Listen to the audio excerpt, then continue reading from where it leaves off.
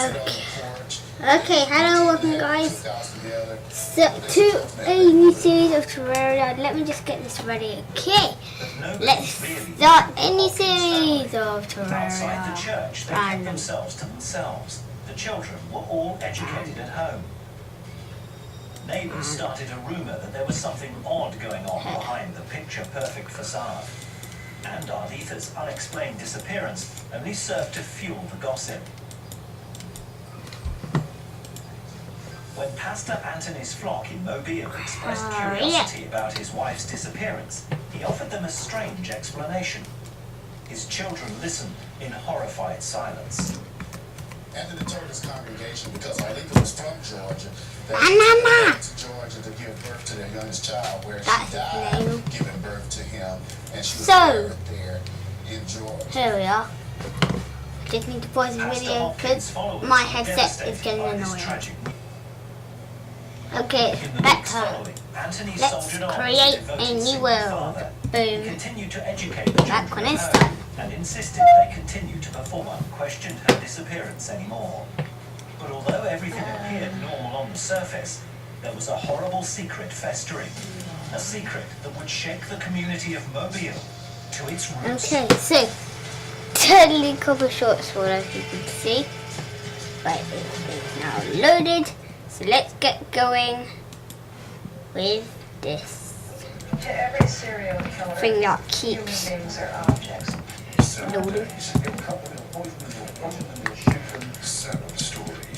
I knew she was best out, but never did I ever think she'd commit murder.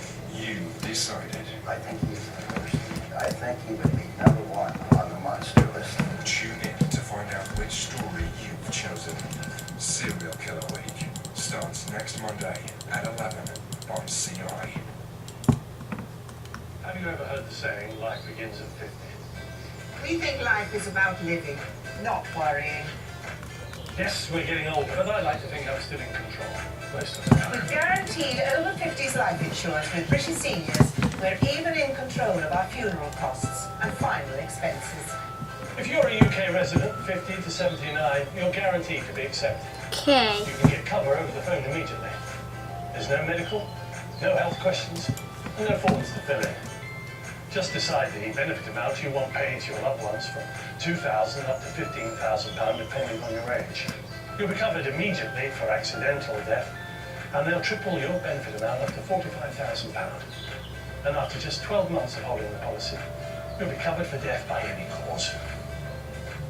With British Seniors, you can also cover your partner and any dependent children under 21. It's under £8 a month for me and £11.78 for both of us in the first year with £2,000 of cover. Once you're covered, you can keep your policy for life. And after you turn 90, you don't pay any more premiums, but you're still covered. And you'll get a will kit when you purchase a policy. Having British Seniors guaranteed over 50s life insurance puts you in control. We've got peace of mind, so we can enjoy living for today. Call British Seniors right here in the UK free on 0800 542 7968 or buy online today. Receiving medical treatment can be Okay. special, but a mistake in This that mountain's can make your situation big. worse and leave you feeling vulnerable. Which is why many medical negligence claims are never pursued. But there is someone you can turn to, someone on your side. Mediclaim lawyers are leading medical negligence specialists. We work on a no-win, no-fee basis, and it will cost you nothing to find out if you have a claim. Find out more at mediclaimlawyers.com or call us now. Love 50 Plus summer sale with up to 60% off selected lines. Fashion in sizes 12 to 32. Effortless style for every occasion. 50plus.co.uk. Gabby? I've been looking for hotel deals. Why don't you just go to Hotels Combined? They compare hundreds of travel sites in seconds. Hotels Combined. Compare hundreds of sites to find the best price in seconds at hotelscombined.co.uk.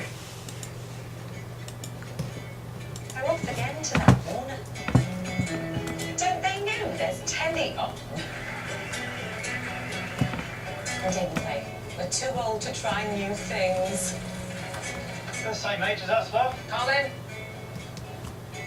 No, we'll stay right here and get some peace and quiet, thank you. Our summer sale Okay, we've must got end this crimson. Friday. Call now for 50% off all rooms in Aww. 2014. What are you waiting for? Life begins at Warner. I was the favorite. I was the baby when I was in trouble. Now all of a sudden, Paul. She will always say, of course you're my favorite. There will only be one favorite. Me. Okay. Just beggars belief. That's huge, man. You can see how many there are. How much there are. There is, I mean. It shocked the nation, it shocked the world. People were just mad. Not even paying for what you're about to see. You were certain at the time when Australia lost its Crimes that shook Australia. Starts Sunday the 6th of July. Exclusive to CI.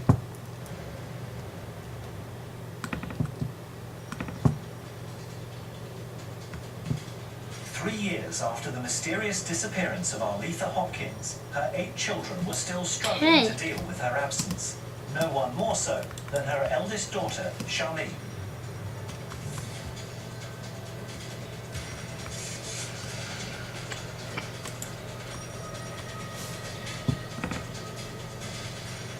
One morning in early 2008, a neighbour, Carolyn Kelly, saw Charlene in the street near her house.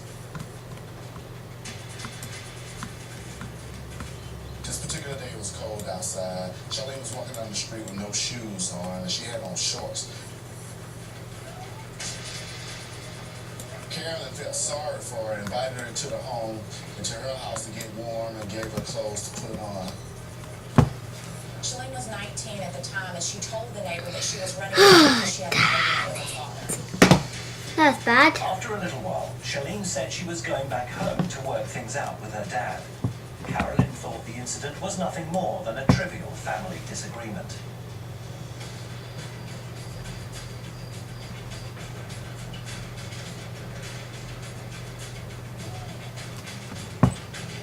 But 2 weeks later, Charlene appeared again.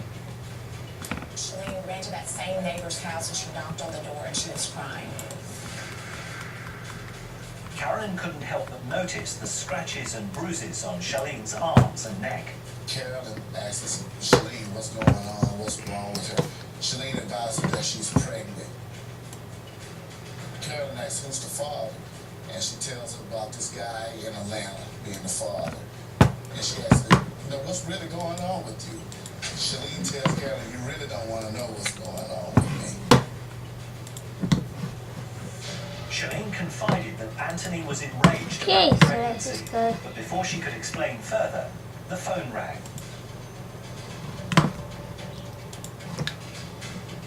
Anthony calls to the neighbor's house and speaks with Charlene. The neighbor picks up the phone and listens to the conversation. Anthony tells Charlene that everything he did was from his heart, and that he loved her, and he wanted her to tell him that she loved him too. By this point, Carolyn suspected something very bad was happening in the Hopkins house, but nothing could have prepared her for the bombshell Charlene then dropped. After the neighbor continues to pressure her about the pregnancy, she tells the neighbor that she's pregnant by her stepfather, Anthony. Carolyn was appalled and insisted on calling the authorities, but Charlene protested. Carolyn gave her an ultimatum. In order to stay in this house, you're going to need to talk to your pastor or the police. Charlene suggested that she talk to her pastor.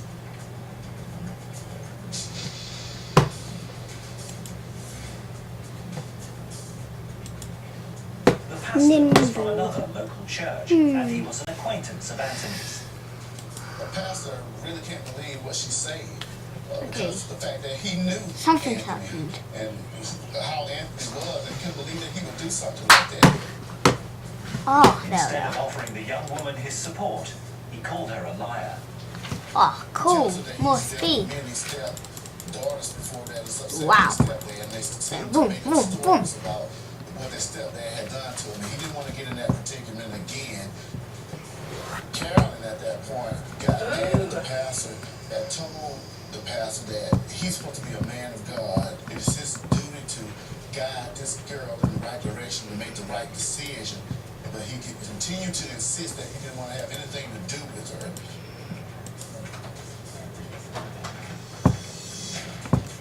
At that point, Carolyn contacted the Mobile Police Department Child Advocacy Center.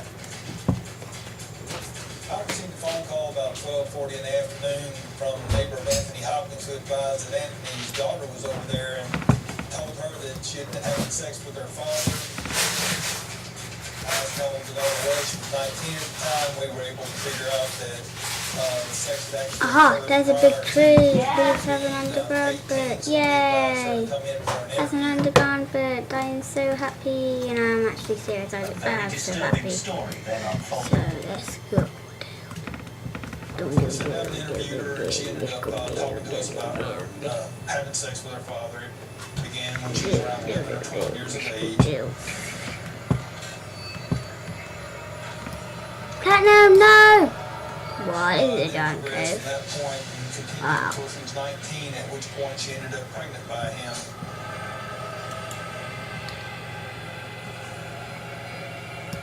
Anthony justified his action by telling Charlene it was okay.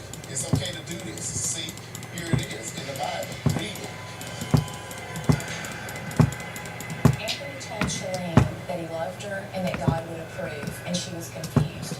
He would use the Bible to manipulate her into believing that what they were doing was okay. He would pick out certain sections of the Bible, read them to her, to try and convince her that what they were doing was okay. And it was possible that Shalene was not Anthony's only victim. I went on to ask her about her siblings, whether or not she believed any of them had been sexually abused, and she told us that her second oldest sister, she believed had sex with her father, but she had no details to prove anything to that point. He had started looking at her sister, Tawanda. She remembered him giving her those same type of looks when he wanted sex from her. This was a horribly twisted family dynamic. At one point, we believed that Shalene had got jealous of Tawana because Anthony was paying closer attention to her, and now that she was pregnant, that he was no longer interested in her, but in Tawana. As the Hopkins family's darkest secrets finally emerged into the light,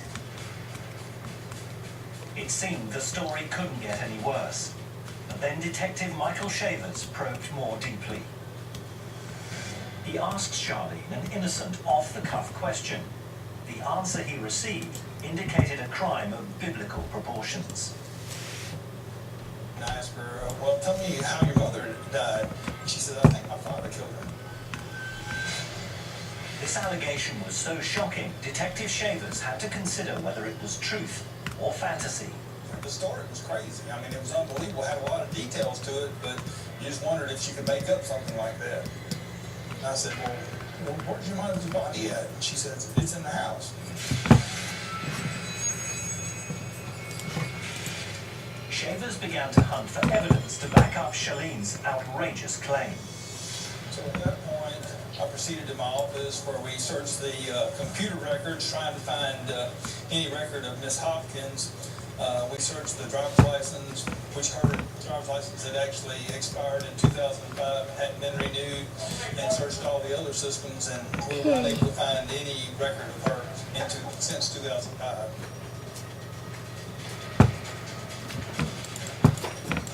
Shavers immediately contacted Detective Kent Quinning in the homicide department.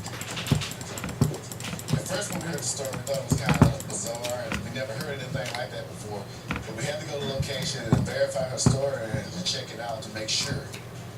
After being told about her mother's death, I actually ended up typing a search warrant and ended up proceeding over to Judge Michael Bacon's house. He'd never heard anything like this. Oh, left Christopher. We call him back and let him know whether or not we found the body in the house. Suck it. I hope you enjoyed. I'll see you later. Bye.